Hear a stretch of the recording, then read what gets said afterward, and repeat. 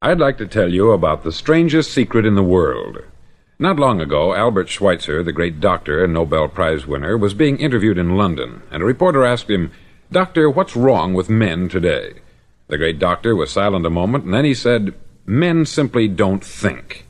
And it's about this that I want to talk with you. We live today in a golden age. This is an era that man has looked forward, dreamed of, and worked toward for thousands of years. But since it's here, we pretty well take it for granted. We in America are particularly fortunate to live in the richest land that ever existed on the face of the earth, a land of abundant opportunity for everyone. But do you know what happens? Let's take 100 men who start even at the age of 25. Do you have any idea what will happen to those men by the time they're 65? These 100 men who all start even at the age of 25 believe they're going to be successful. If you asked any one of these men if he wanted to be a success, he'd tell you that he did. And you'd notice that he was eager toward life, that there was a certain sparkle to his eye, an erectness to his carriage, and life seemed like a pretty interesting adventure to him. But by the time they're 65, 1 will be rich, 4 will be financially independent, 5 will still be working, 54 will be broke. Now think a moment. Out of the 100, only 5 make the grade. Why do so many fail? What has happened to the sparkle that was there when they were 25? What's become of the dreams, the hopes, the plans? And why is there such a large disparity between what these men intended to do and what they actually accomplished? When we say about 5% achieve success, we have to define success. And here's the definition. Success is the progressive realization of a worthy ideal. If a man is working toward a predetermined goal and knows where he's going, that man is a success. If he's not doing that, he's a failure. Success is the progressive realization of a worthy ideal. Rollo May, the distinguished psychiatrist, wrote a wonderful book called Man's Search for Himself. And in this book he says, "The opposite of courage in our society is not cowardice, it is conformity." And there you have the trouble today. It's conformity. People acting like everyone else, without knowing why, without knowing where they're going. Now think of it. In America right now, there are over 14 million people 65 years of age and over, and about 13 million of these 14 million are broke. They're dependent on someone else for life's necessities. Now, we learn to read by the time we're 7. We learn to make a living by the time we're 25. Usually, by that time, we're not only making a living, we're supporting a family. And yet, by the time we're 65, we haven't learned how to become financially independent in the richest land that has ever been known. Why? We conform. And the trouble is that we're acting like the wrong percentage group, the 95% who don't succeed. Now, why do these people conform? Well, they don't know, really. These people believe that their lives are shaped by circumstances, by things that happen to them, by exterior forces. They're outer-directed people. A survey was made one time that covered a lot of men, working men, and these men were asked this question: why do you work? Why do you get up in the morning? 19 out of 20 had no idea. If you ask them, they'll say, everyone goes to work in the morning. And that's the reason they do it, because everyone else is doing it. Now let's get back to our definition of success. Who succeeds? The only man who succeeds is the man who is progressively realizing a worthy ideal. He's the man who says, I'm going to become this, and then begins to work toward that goal. I'll tell you who the successful people are. A success is the school teacher who's teaching school because that's what she wanted to do. The success is the woman who's a wife and mother because she wanted to become a wife and mother and is doing a good job of it. The success is the man who runs the corner gas station because that's what he wanted to do. The success is the successful salesman who wants to become a top-notch salesman and grow and build with his organization. A success is anyone who is doing deliberately a predetermined job because that's what he decided to do deliberately. But only 1 out of 20 does that. That's why today there isn't really any competition, unless we make it for ourselves. Instead of competing, all we have to do is create. Now, for 20 years, I looked for the key which would determine what would happen to a human being. Was there a key, I wanted to know, which would make the future a promise that we could foretell to a large extent? Was there a key that would guarantee a person's becoming successful if he only knew about it and knew how to use it? Well, there is such a key, and I've found it. Have you ever wondered why so many men work so hard and honestly without ever achieving anything in particular, and others don't seem to work hard and yet seem to get everything? They have the magic touch. You've heard them say that about someone. Everything he touches turns to gold. And have you ever noticed that a man who becomes successful tends to continue to become successful, and on the other hand, have you noticed how a man who is a failure tends to continue to fail? It's because of goals. Some of us have them, some don't. People with goals succeed because they know where they're going. Now think of a ship leaving a harbor, and think of it with the complete voyage mapped out and planned. The captain and crew know exactly where it's going and how long it will take. It has a definite goal. 9,999 times out of 10,000 it will get to where it started out to get. Now let's take another ship, just like the first, only let's not put a crew on it, or a captain at the helm. Let's give it no aiming point, no goal, no destination. We just start the engines and let it go. I think you'll agree with me that if it gets out of the harbor at all, it will either sink or wind up on some deserted beach a derelict. It can't go any place because it has no destination and no guidance. It's the same with a human being. Take the salesman, for example. There is no other person in the world today with the future of a good salesman. Selling is the world's highest paid profession, if we're good at it, and if we know where we're going. Every company needs top-notch salesmen, and they reward those men. The sky is the limit for them. But how many can you find? Someone once said, the human race is fixed, not to prevent the strong from winning, but to prevent the weak from losing. The American economy today can be likened to a convoy in time of war. The entire economy is slowed down to protect its weakest link, just as the convoy had to go at the speed that would permit its slowest vessel to remain in formation. That's why it's so easy to make a living today. It takes no particular brains or talent to make a living and support a family today, so we have a plateau of so-called security, if that's what a person's looking for. But we do have to decide how high above this plateau we want to aim for. Now let's get back to the strangest secret in the world, the story that I wanted to tell you today. Why do men with goals succeed in life, and men without them fail? Well, let me tell you something which, if you really understand it, will alter your life immediately. If you understand completely what I'm going to tell you from this moment on, your life will never be the same again. You'll suddenly find that good luck just seems to be attracted to you. The things you want just seem to fall in line. And from now on, you won't have the problems, the worries, the gnawing lump of anxiety that perhaps you've experienced before. Doubt, fear, well, they'll be things of the past. Here's the key to success, and the key to failure. We become what we think about. Now let me say that again. We become what we think about. Throughout all history, the great wise men and teachers, philosophers and prophets have disagreed with one another on many different things.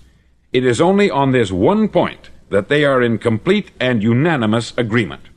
Listen to what Marcus Aurelius, the great Roman emperor, said. He said, "A man's life is what his thoughts make of it." Disraeli said this, "Everything comes if a man will only wait. I have brought myself by long meditation to the conviction that a human being with a settled purpose must accomplish it, and that nothing can resist a will that will stake even existence for its fulfillment." Ralph Waldo Emerson said this, "A man is what he thinks about all day long." William James said, "The greatest discovery of my generation is that human beings can alter their lives by altering their attitudes of mind." And he also said, "We need only in cold blood act as if the thing in question were real, and it will become infallibly real by growing into such a connection with our life that it will become real. It will become so knit with habit and emotion that our interest in it will be those which characterize belief." He also said this, "If you only care enough for a result, you will almost certainly attain it. If you wish to be rich, you will be rich. If you wish to be learned, you will be learned. If you wish to be good, you will be good. Only you must then really wish these things, and wish them exclusively, and not wish at the same time 100 other incompatible things just as strongly." In the Bible you read, in Mark 9:23, "If thou canst believe, all things are possible to him that believeth." Dr. Norman Vincent Peale said this, "This is one of the greatest laws in the universe. Fervently do I wish I had discovered it as a very young man. It dawned upon me much later in life, and I've found it to be one of the greatest, if not my greatest discovery, outside of my relationship to God. And the great law, briefly and simply stated, is that if you think in negative terms, you'll get negative results. If you think in positive terms, you will achieve positive results. That is the simple fact which is at the basis of an astonishing law of prosperity and success. In 3 words, believe and succeed. William Shakespeare put it this way: "Our doubts are traitors, and make us lose the good we oft might win, by fearing to attempt." George Bernard Shaw said, "People are always blaming their circumstances for what they are. I don't believe in circumstances. The people who get on in this world are the people who get up and look for the circumstances they want, and if they can't find them, make them." Well, it's pretty apparent, isn't it? And every person who discovered this for a while believed that he was the first one to work it out. We become what we think about. Now, it stands to reason that a person who's thinking about a concrete and worthwhile goal is going to reach it, because that's what he's thinking about. And we become what we think about. Conversely, the man who has no goal, who doesn't know where he's going, and whose thoughts must therefore be thoughts of confusion and anxiety and fear and worry, becomes what he thinks about. His life becomes one of frustration, fear, anxiety, and worry. And if he thinks about nothing, he becomes nothing. Now, how does it work? Why do we become what we think about? Well, I'll tell you how it works as far as we know. Now, to do this, I want to tell you about a situation that parallels the human mind. Suppose a farmer has some land, and it's good, fertile land. Now, the land gives the farmer a choice. He may plant in that land whatever he chooses. The land doesn't care. It's up to the farmer to make the decision. Now, remember, we're comparing the human mind with the land, because the mind, like the land, doesn't care what you plant in it. It will return what you plant, but it doesn't care what you plant. Now, let's say that the farmer has 2 seeds in his hand. One is a seed of corn, the other is nightshade, a deadly poison. He digs 2 little holes in the earth, and he plants both seeds, one corn, the other nightshade. He covers up the holes, waters, and takes care of the land, and what will happen? Invariably, the land will return what is planted. As it's written in the Bible, "As ye sow, so shall ye reap." Remember, the land doesn't care. It will return poison in just as wonderful abundance as it will corn. So up come the 2 plants, one corn, one poison. Now, the human mind is far more fertile, far more incredible and mysterious than the land, but it works the same way. It doesn't care what we plant. Success, failure. A concrete, worthwhile goal, or confusion, misunderstanding, fear, anxiety, and so on. But what we plant, it will return to us. You see, the human mind is the last great unexplored continent on the earth. It contains riches beyond our wildest dreams. It will return anything we want to plant. Now, you might say, well, if that's true, why don't people use their minds more? Well, I think they've figured out an answer to that, too.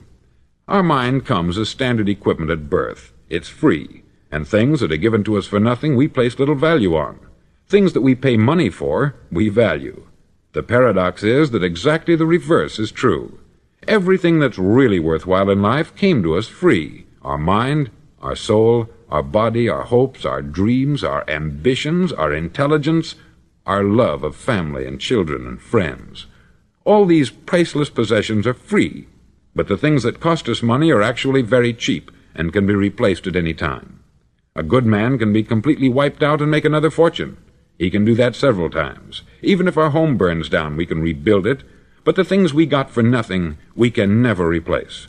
The human mind isn't used merely because we take it for granted. Familiarity breeds contempt. It can do any kind of job we assign to it, but generally speaking, we use it for little jobs instead of big important ones. Universities have proved that most of us are operating on about 10% of our abilities. Decide now, what is it you want? Plant your goal in your mind. It's the most important decision you'll ever make in your entire life. Do you want to be an outstanding salesman, a better worker at your particular job? Do you want to go places in your company, in your community? All you've got to do is plant that seed in your mind. Care for it. Work steadily toward your goal, and it will become a reality. It not only will, there's no way that it cannot. You see, that is a law, like the laws of Sir Isaac Newton, the laws of gravity. If you get on top of a building and jump off, you'll always go down. You'll never go up. And it's the same with all the other laws of nature. They always work. They're inflexible. Think about your goal in a relaxed, positive way. Picture yourself in your mind's eye as having already achieved this goal. See yourself doing the things you will be doing when you've reached your goal. Ours has been called the phenobarbital age, the age of ulcers and nervous breakdowns.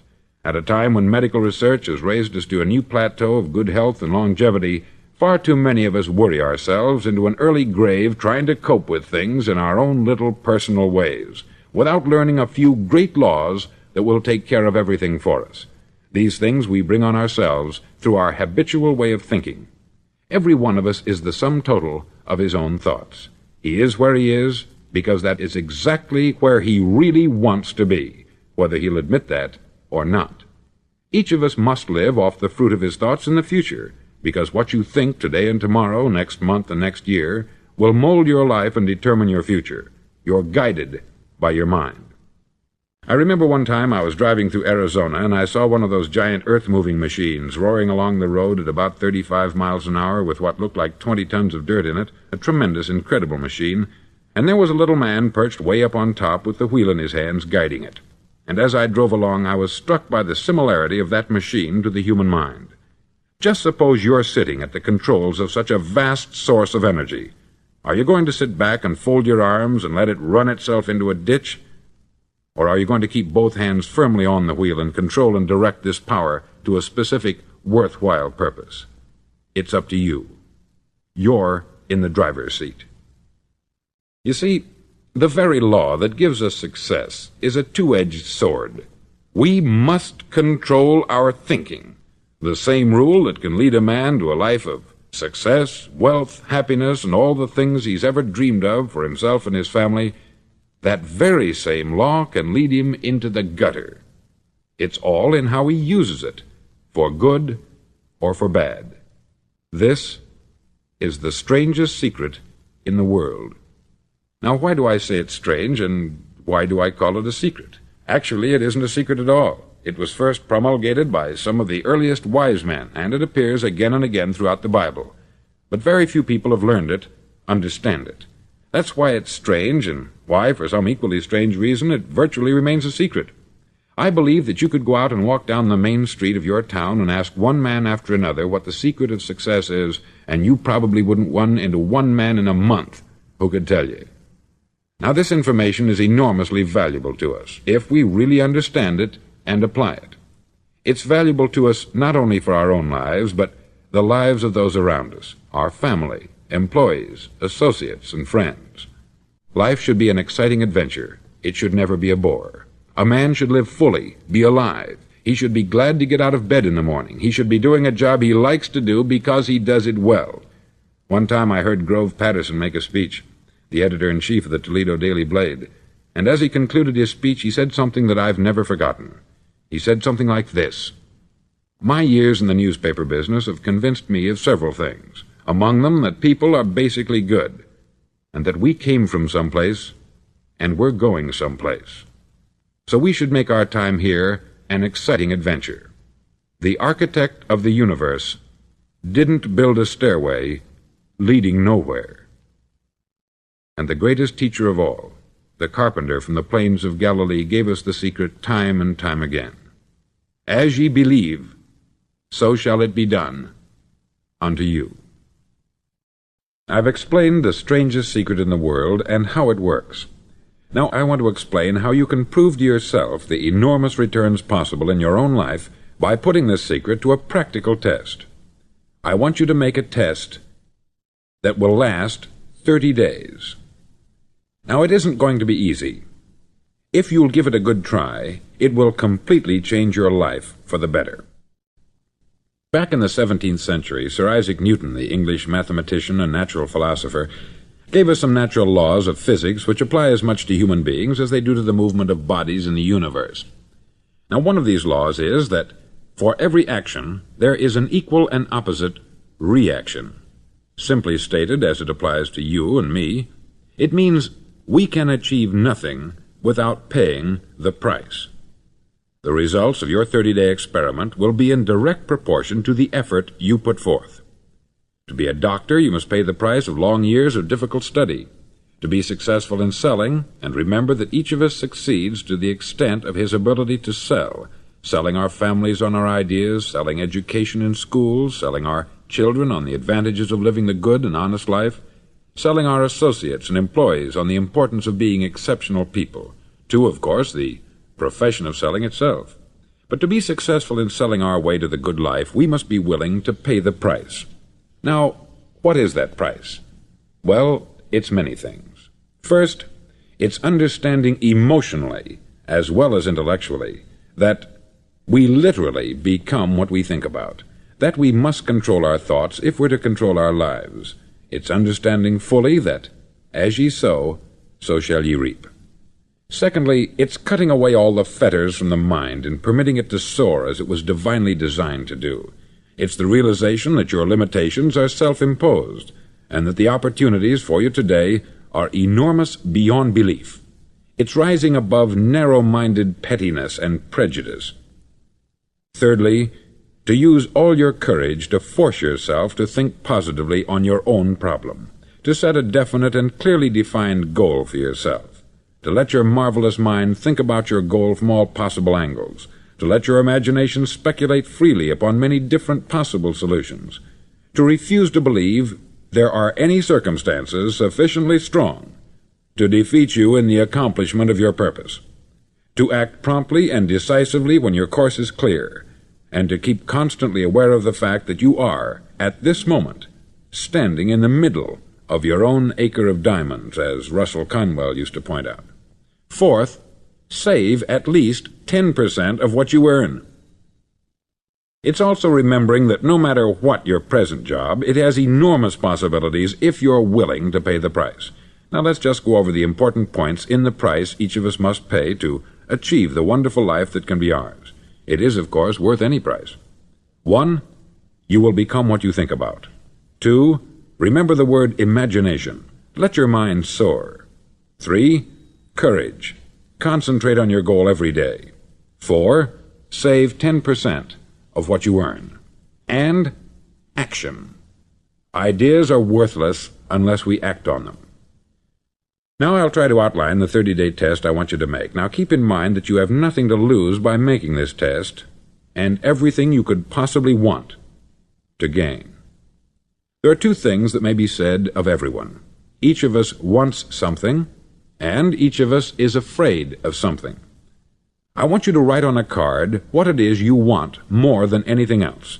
It may be more money. Perhaps you'd like to double your income or make a specific amount of money. It may be a beautiful home. It may be success at your job. It may be a particular position in life. It could be a more harmonious family. Each of us wants something. Write down on your card specifically what it is that you want. Make sure it's a single goal and clearly defined. You needn't show it to anyone, but carry it with you so that you can look at it several times a day. Think about it in a cheerful, relaxed, positive way each morning when you get up, and immediately you have something to work for, something to get out of bed for, something to live for. Look at it every chance you get during the day and just before going to bed at night. As you look at it, remember that you must become what you think about, and since you're thinking about your goal, you realize that soon it will be yours. In fact, it's yours really the moment you write it down and begin to think about it. Look at the abundance all around you as you go about your daily business. You have as much right to this abundance as any other living creature. It's yours for the asking. Now we come to the difficult part. Difficult because it means the formation of what is probably a brand new habit, and new habits are not easily formed. Once formed, however, it'll follow you for the rest of your life. Stop thinking about what it is you fear. Each time a fearful or negative thought comes into your consciousness, replace it with a mental picture of your positive and worthwhile goal. There will come times when you will feel like giving up. It's easier for a human being to think negatively than positively. That's why only 5% is successful. You must begin now to place yourself in that group. For 30 days you must take control of your mind. It will think only about what you permit it to think. Each day for this 30-day test, do more than you have to do. In addition to maintaining a cheerful, positive outlook, give of yourself more than you've ever done before. Do this knowing that your returns in life must be in direct proportion to what you give. The moment you decide on a goal to work toward, you're immediately a successful person. You're then in that rare and successful category of people who know where they're going. Out of every 100 people, you belong to the top 5. Don't concern yourself too much with how you're going to achieve your goal. Leave that completely to a power greater than yourself. All you have to do is know where you're going. The answers will come to you of their own accord. Remember these words from the Sermon on the Mount, and remember them well. Keep them constantly before you this month of your test. Ask, and it shall be given you. Seek, and ye shall find. Knock, and it shall be opened unto you. For every one that asketh receiveth, and he that seeketh findeth, and to him that knocketh it shall be opened. It's as marvelous and as simple as that. In fact, it's so simple that in our seemingly complicated world it's difficult for an adult to understand that all he needs is a purpose and faith. For 30 days, do your best. If you're a salesman, go at it as you've never done before, not in hectic fashion, but with the calm, cheerful assurance that time well spent will give you the abundance in return you deserve and want. No matter what your job, do it as you've never done it before for 30 days, and if you've kept your goal before you every day, you'll wonder and marvel at this new life you've found.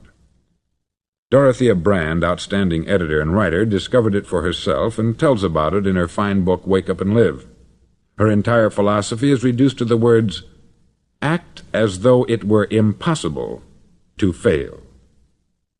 She made her own test with sincerity and faith, and her entire life was changed to one of overwhelming success. Now you make your test for 30 full days. Don't start your test until you've made up your mind to stick with it. You see, by being persistent, you're demonstrating faith. Persistence is simply another word for faith. If you didn't have faith, you would never persist. If you should fail during your first 30 days, by that I mean suddenly find yourself overwhelmed by negative thoughts, you've got to start over again from that point and go 30 more days. Gradually your new habit will form until you find yourself one of that wonderful minority to whom virtually nothing is impossible. Don't forget the card. It's vitally important as you begin this new way of living. On one side of the card, write your goal, whatever it may be. On the other side, write the words we've quoted from the Sermon on the Mount. Ask, and it shall be given you. Seek, and ye shall find. Knock, and it shall be opened unto you. Nothing great was ever accomplished without inspiration. See that during these crucial first 30 days, your own inspiration is kept at a peak. Above all, don't worry. Worry brings fear, and fear is crippling. The only thing that can cause you to worry during your test is trying to do it all yourself. Know that all you have to do is hold your goal before you. Everything else will take care of itself. Remember also to keep calm and cheerful. Don't let petty things annoy you and get you off course. Now, since making this test is difficult, some may say, well, why should I bother? Well, look at the alternative. No one wants to be a failure. No one really wants to be a mediocre individual. No one wants a life constantly filled with worry, fear, and frustration. Therefore, remember that you must reap that which you sow. If you sow negative thoughts, your life will be filled with negative things. If you sow positive thoughts, your life will be cheerful, successful, and positive. Now, gradually, you will have a tendency to forget what you've heard on this record. Play it often. Keep reminding yourself of what you must do to form this new habit. Gather your whole family about and listen to what's been said here at regular intervals. You know, most men will tell you that they want to make money without understanding the law. The only people who make money work in the mint. The rest of us must earn money. This is what causes those who keep looking for something for nothing or a free ride to fail in life. The only way to earn money is by providing people with services or products which are needed and useful.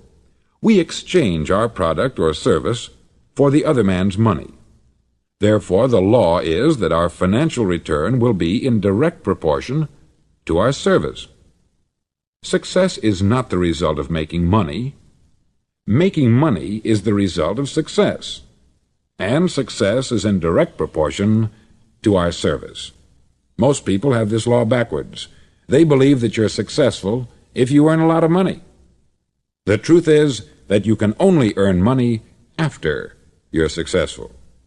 It's like the story of the man who sat in front of the stove and said to it, "Give me heat, and then I'll add the wood."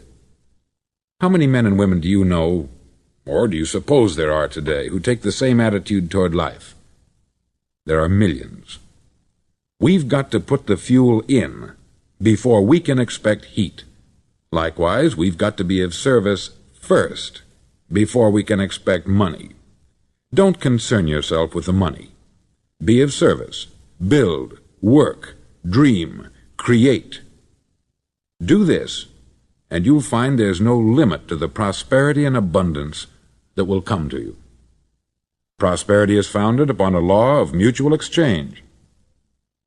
Any person who contributes to prosperity must prosper in turn himself. Sometimes the return will not come from those you serve, but it must come to you from someplace, for that is the law. For every action there is an equal and opposite reaction. As you go daily through your 30-day test period, remember that your success will always be measured by the quality and quantity of service you render, and money is a yardstick for measuring this service. No man can get rich himself unless he enriches others. There are no exceptions to a law. You can drive down any street in America and from your car estimate the service that's being rendered by the people living on that street. Had you ever thought of this yardstick before? It's interesting. Some, like ministers and priests and other devoted people, measure their returns in the realm of the spiritual, but again, their returns are equal to their service. Once this law is fully understood, any thinking person can tell his own fortune. If he wants more, he must be of more service to those from whom he receives his return. If he wants less, he has only to reduce this service. This is the price you must pay for what you want. If you believe you can enrich yourself by deluding others, you can only end by deluding yourself. It may take some time, but just as surely as you breathe, you'll get back what you put out. Don't ever make the mistake of thinking you can avert this. It's impossible. The prisons and the streets where the lonely walk are filled with people who tried to make new laws just for themselves. We may avoid the laws of man, but there are greater laws that cannot be broken. An outstanding medical doctor recently pointed out 6 steps that will help you realize success. 1. Set yourself a definite goal. 2. Quit running yourself down. 3.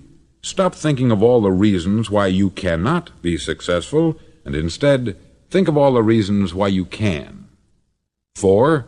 Trace your attitudes back through your childhood and try to discover where you first got the idea you couldn't be a success, if that's the way you've been thinking. 5. Change the image you have of yourself by writing out a description of the person you would like to be. And 6. Act the part of the successful person you have decided to become. The doctor who wrote those words is a noted West Coast psychiatrist, David Harold Fink, M.D.